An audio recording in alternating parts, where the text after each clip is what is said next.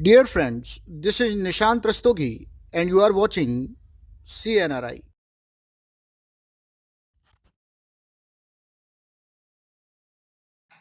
देखिए अभी ये क्वेश्चन कह रहा है कि शुद्ध जल की मोलरता होती है, molarity of pure water is 55.56, 5.556, 0.18 और 0.018 दिया हुआ है।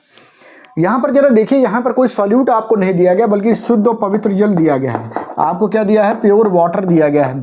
इसका मतलब ये कि यहाँ पर सॉल्वेंट जो है यानी कि जो विलायक है ये भी जल है, और यहाँ पर सॉल्यूट जो है यानी कि विलेय जो है वो भी जल है, और जल है तो कल है।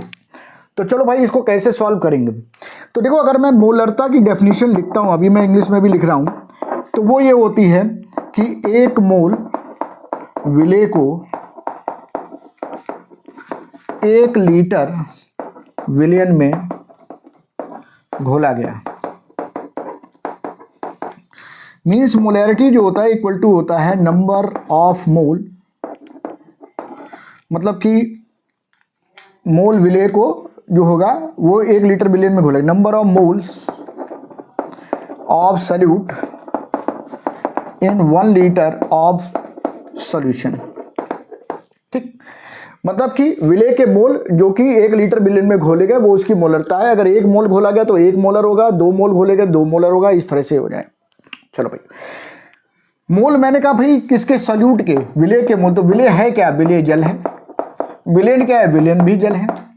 इसका मतलब विलयन का आयतन तो हमें 1 लीटर दे दिया गया है। इन्होंने विलयन का आयतन तो हमें दे दिया, कितना? 1 लीटर दे दिया, तो भाई कोई दिक्कत नहीं है। लेकिन विलेय के मोल नहीं दिए, तो कैसे निकालें भाई? हमें विलयन का आयतन दिया है, विलयन का आयतन यानी कि वॉल्यूम ऑफ सॉल्यूशन, और ये जो वॉल्यूम ऑफ सॉल्यूशन वो किसके इक्वल है? ये है वॉल्यूम ऑफ सॉल्वेंट के इक्वल, यानी जल के इक्वल। कितना है? 1 लीटर है। 1 लीटर मतलब कितना? 1000 ml। ठीक, अब वाटर की हम यहाँ पे डेंसिटी से निकालेंगे, जल के घनत्व से इसको निकालेंगे। तुमको पता है कि जल का घनत्व जो होता है, डेंसिटी ऑफ वाटर जो होता है वो क्या होता है? 1 ग्राम पर ml होता है। 1 ग्राम पर ml होता है। इसका मतलब कि 1 ml का वेट अगर आप ले रहे हो तो 1 ग्राम आएगा। तो भैया 1000 ml का अगर हम वेट लेंगे तो 1000 ग्राम आ जाएगा। इसका मतलब हमें यहाँ पर यह पता चल गया कि जल का हमने वेट कितना लिया है? 1000 ग्राम लिया।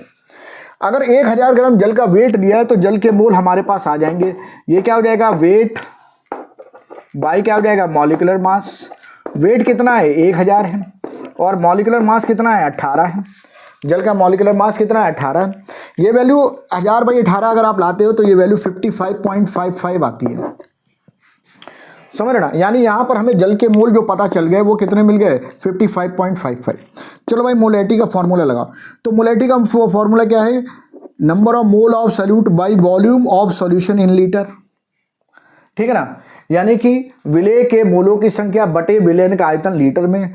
चलो भाई बताओ, विलेय के मोलों की संख्या यानी जल के मोलों की संख्या कितनी है? तो 55.55।